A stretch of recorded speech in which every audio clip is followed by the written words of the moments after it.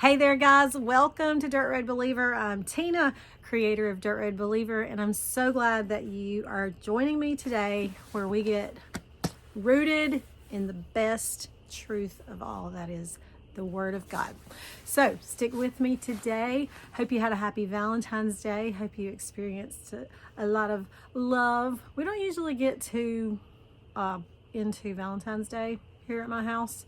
My husband and I don't really do anything, but I did have a fun Valentine's because my sister and I met up and we got to have lunch and go to a couple of shows actually. So it was a fun weekend. I even got a Valentine's surprise from her. Today you're gonna feel the love from this devotion. It is a special hallmark that Jesus has in his teaching to us that it's just so precious. Now, imagine for a moment that you wake up tomorrow and you are an aunt. And I don't mean like you have a niece or a nephew. I mean that you are a tiny little aunt, and your mission as an aunt is to teach all the aunts about being a human. What is it like to be a human? And they're kind of disregarding everything you say and thinking you're a little bit crazy, but they just want you to be an ant. They just want you to fit in and get in line and march and do what you're supposed to do and contribute to, their little world.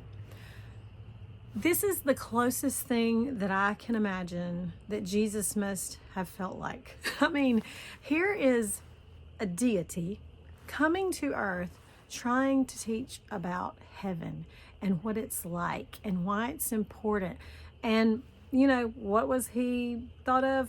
Little cuckoo, disregarded, like, he might be a little off.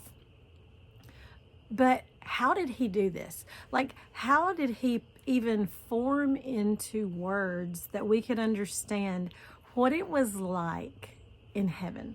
What it was, that seems like such an impossible task to me. But he did it in such a way that is so loving, and you're going to experience so much love through how he did this. Now, over and over in the scriptures, we hear things like, heaven is all around us. Heaven is within us. Heaven is near. Heaven. Jesus said this over and over, this idea that heaven is not this far off concept. It is close to us. It is near. It is at hand, is what the scriptures say. And so, what does this mean exactly? Does this mean that there's this other dimension we can't see with all these angels, around us? Does it mean that he's coming back soon? It can mean a lot of different things, right?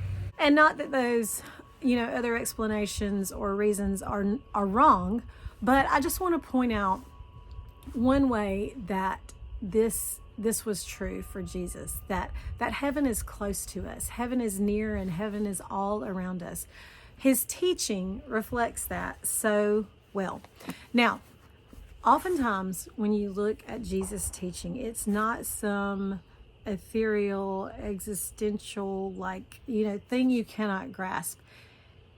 He became a human, and he used the things that we relate to on a daily basis to teach. He used it in his parables. He used it in his everyday life. He would teach using things like household items, pets, animals, relationships that we have, buildings. He often used occupations like farming or building or banking. He came in as a deity trying to teach about heaven. And what did he use? Everyday things. And this occurs all throughout Jesus' teaching. And this is the teaching that incidentally has stuck with us and lasted, has catapulted Christianity over the last 2,000 years. These simple teachings that he gave us of things that we can actually grasp, everyday things that we relate to. And in Luke 15, he gives 3 parables, and he starts with the parable of the lost sheep. This may be familiar to you. all the tax collectors and sinners were approaching Jesus to listen. And, they were kind of hating on him because they're like, this man welcomes sinners. They were the self-righteous people, religious people. So he told a parable about a man who had 100 sheep. So one of these sheep goes astray, and I'm paraphrasing, he does not rest until he has found that sheep. And when that sheep is found, oh my goodness, the joy, the celebration, the man comes home holding the sheep, and it's this big thing that he has found something that was lost. He uses this illustration of this shepherd and this sheep to illustrate that this is how important you are to heaven. That if even one goes astray, he will go after him to bring him back. And then he uses the parable of the lost coin. The lost coin, a woman who, she has 10 coins, and this is part of her dowry. When she loses a coin, what does she do? Does she just like, oh, well, it's gone? No, she scours the house. He begins to talk about brooms and moving things and looking under things. We all can identify and relate to this. We've all lost something under a couch or down a vent that we search frantically for because it means something to us. And he's saying in this parable, you mean something to heaven, and we will go after you. We will look for you. We will find you, and we will rejoice because what was lost is found. So far in just chapter 15 of Luke, he has talked about a lost animal, something that people, encountered and dealt with every day. Animals, coins, money.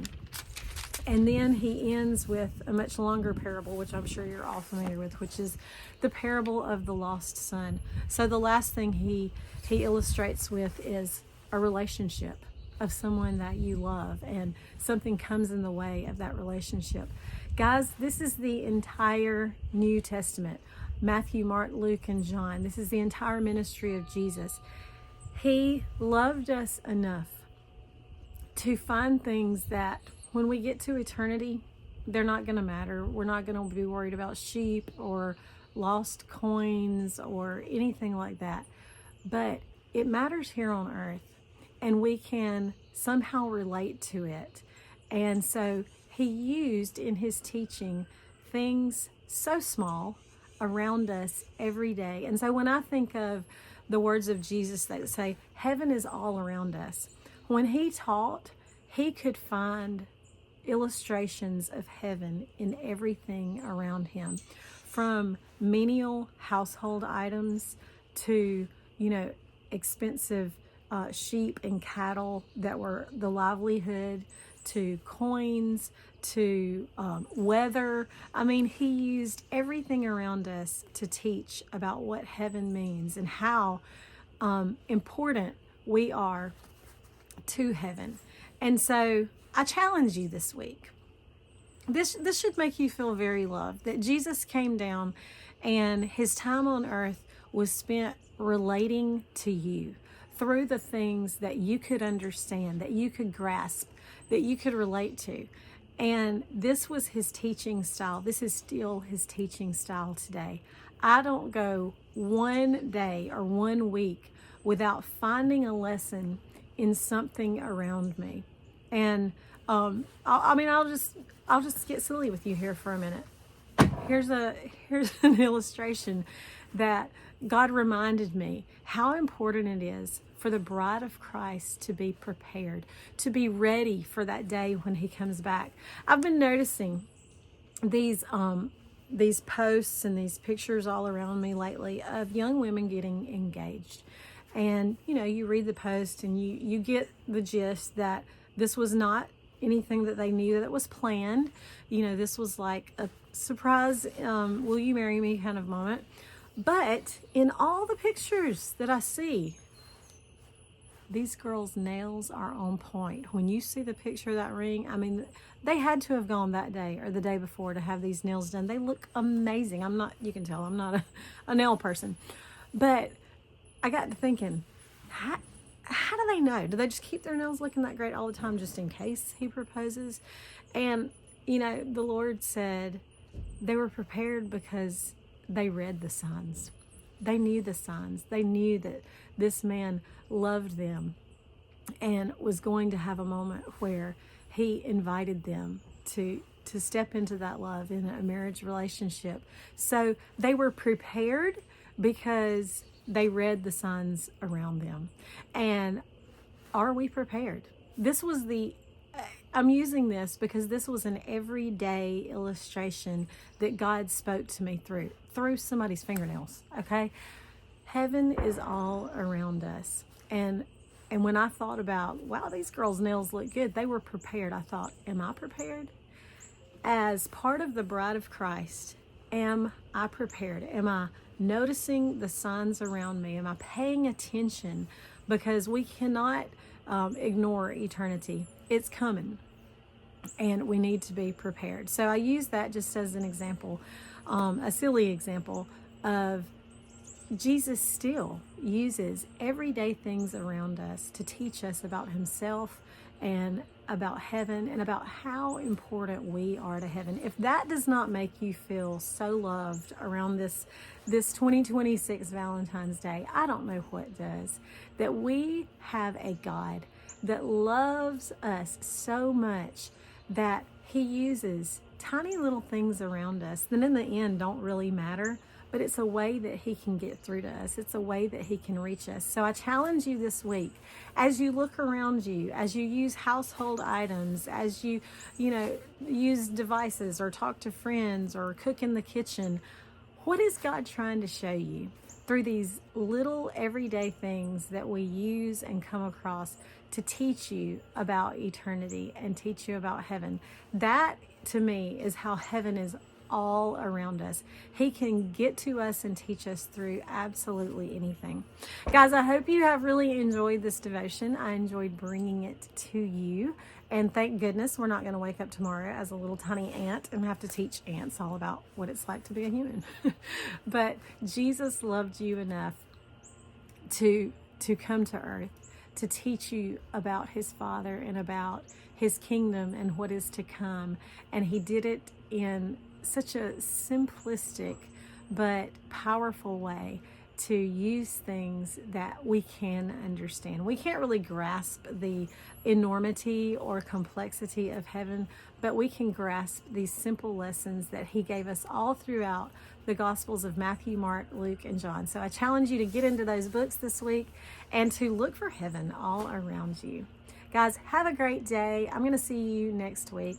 Until then, slow down. Take the dirt road, believer.